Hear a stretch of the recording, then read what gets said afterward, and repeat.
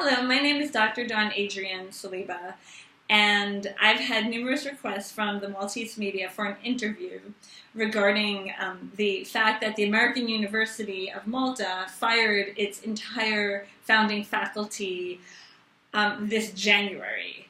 So this was an uncalled for move. It was an irresponsible and incompetent move. It was a damaging, abusive, and hurtful move. And I thought it would be best to create a video response as opposed to conducting a series of interviews. So, I am going to read from the American University's counter-protest. So they first state that our allegations that their termination was abusive, unwarranted, uncalled for, and a violation of the spirit, if not the letter, of the probationary period employment law of Malta. They argue that this was completely unfounded in fact and in law. So, to address the law portion first, our argument is that freedom to contract does not apply when the employer's intents are fraudulent and or malicious from the start. We argue, and it's true, that the American University of Malta lured the faculty members in with high salaries that they never intended to pay us, perks that they never intended to follow up on, and it was not conducted in good faith. If an employer offers a contract with every intention to terminate it from the beginning, then that is just simply fraudulent. Now, to contextualize this a bit, all of my colleagues and I moved to Malta from overseas. My personal circumstance, I have been trying to get to Malta for 4 years because I'm half Maltese and I have archaeological and performative research I'm conducting and wanted to conduct for so long, and I applied for this job in order to facilitate my own research. But I would not have moved to Malta without gainful employment.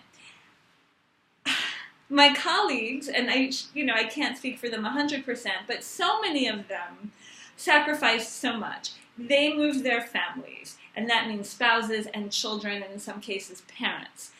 We all moved our possessions overseas. I brought over tons and tons of things. My colleagues brought over furniture, shipped across the Atlantic Ocean. They sold their houses. We all left previous positions, and we would not have done that for a 6-month job. That's just ridiculous. Why would any of us do that? It was a big deal moving to another country. We did not have any help locating a place to live. I was lucky to find this beautiful house. But it cost me thousands of dollars furnishing it. I bought tables and keyboards and printers and an oven and carpets and God knows. I mean, it really did cost thousands of dollars. And my colleagues were in similar circumstances. So this is, again, something you don't do for a temporary position. We had verbal and written assurances that this was a long-term position that also offered the opportunity for growth and promotion. And we are all professionals. I myself have a PhD. I have over 12 years lecturing experience in writing and in literature at the university level at home. And I've also worked overseas in Cambodia and have taught ESL for, goodness gracious, almost 2 decades. So, we're all extensively qualified. And, we would not have conducted this incredible life change for a temporary position. So, our complaint, I think everybody feels, is valid. I myself have talked to the Prime Minister's party, to officials. They were outraged.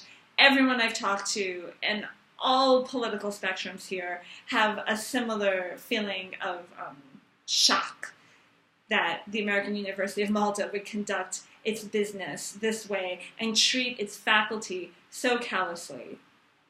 What's even worse is that the provost guaranteed us that if anything happened to us, he personally would resign. And not only did he not resign, he signed our letters of termination, which came in January 3rd, after all of the deadlines for not only spring teaching, but fall teaching had passed. And I myself was offered, or at least strongly encouraged, to apply for another position at the Superintendence of Cultural Heritage, which I feel would have been a fantastic position. And that deadline was December 29th. So, to say that their firing was abusive, I don't think is hyperbole. They knew they were replacing us December 14th, and they could have warned us before we all went home for the holidays, buying Christmas gifts and, spending a fortune on visiting friends and family, thinking we had a cushy job to return to in Malta in January. So we are entitled for damages, and I do hope any judge in the Maltese Court of Law, or for that matter in the European Court of Law, will agree with us. So what else do I want to address in this protest? I really find the language in their counter-protest to be somewhat abusive. So for instance, they say the protesters tried to shift the responsibility of their decisions to leave their previous employment, refuse other employment opportunities in their country, and move to Malta with their families onto SILE, despite the fact that they were very much aware that their employment was subject to a probationary period of employment.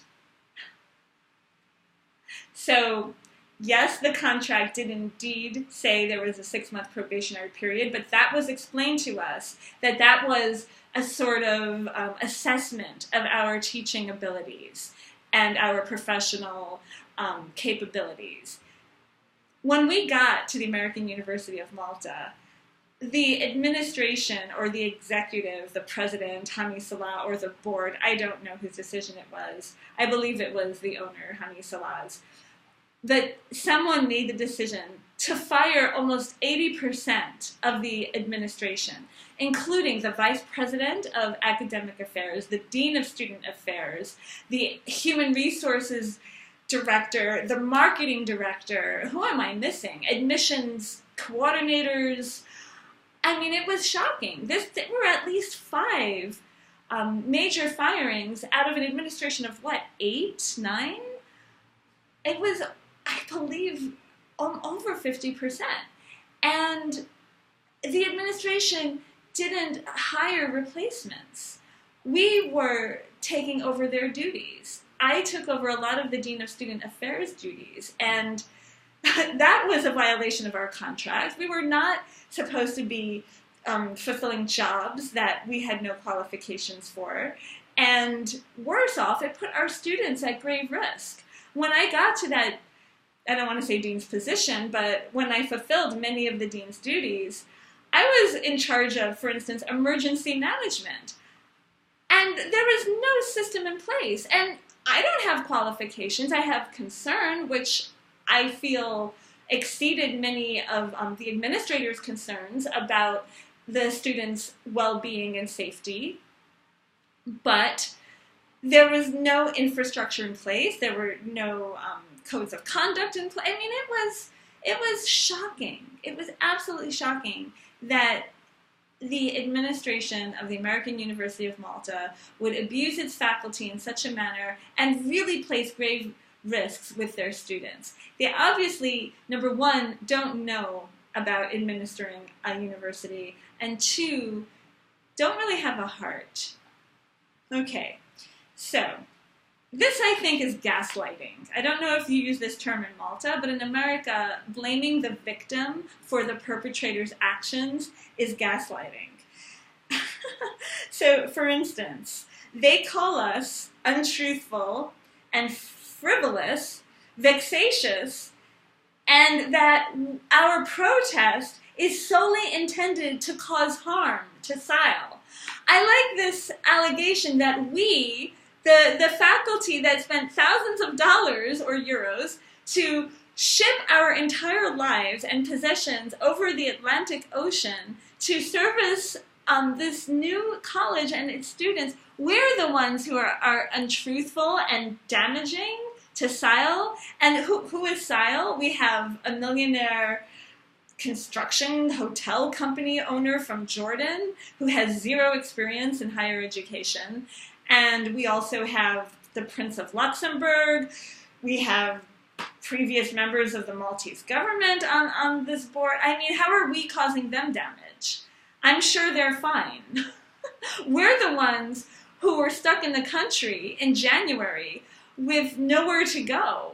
And, you know, yes, they gave us a generous salary, or they offered a generous salary. We didn't really receive it. We received a quarter of it.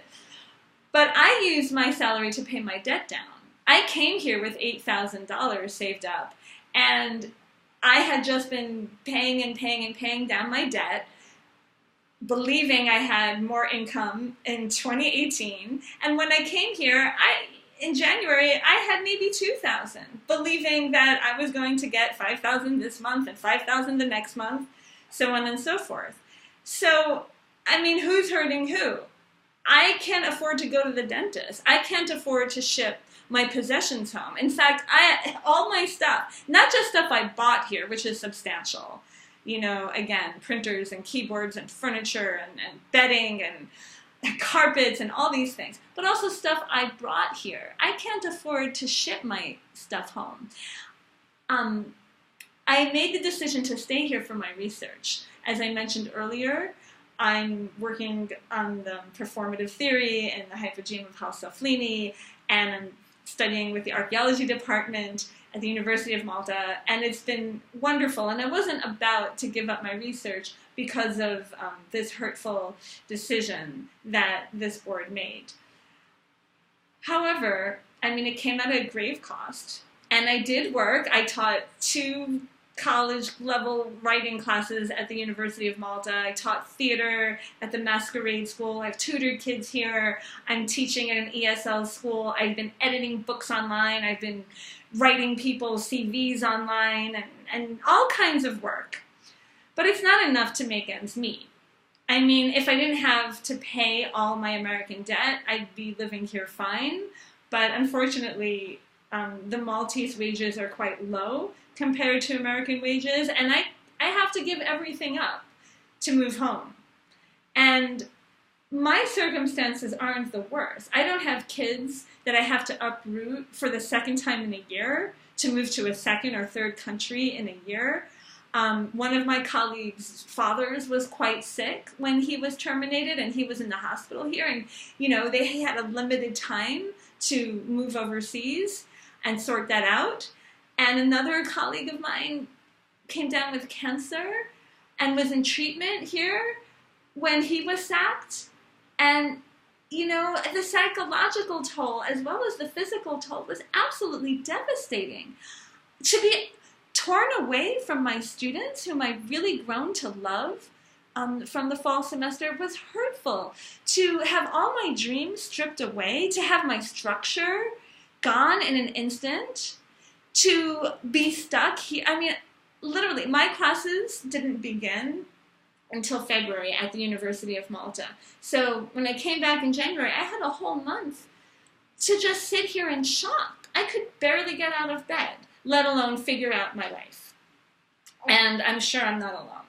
It is beyond astounding that the American University of Malta board says that not only is it not the case that Sile in any way caused damage to the protesters, but on the contrary, this is outrageous. On the contrary, it is Sile that is suffering. Oh, poor board, they're suffering because faculty members are filing a judicial protest because they were terminated without notice and against all promises and were placed in a horrible position. But no, they're the ones that have suffered, are suffering, and shall continue to suffer the damages as a consequence of the unacceptable actions of the protesters, which are aimed at damaging the reputation at Sile. No, we are not damaging Sadine or the American University of Malta's reputation. They have done that to themselves. They have to take ownership for their poor and hurtful and abusive actions. That's just the simple truth. What else do I need to say? I would really like to warn Malta, to warn the current government, to warn Malta's citizens, to warn NCFHE. You've got a problem here. In America, the for-profit college industry is a cancer.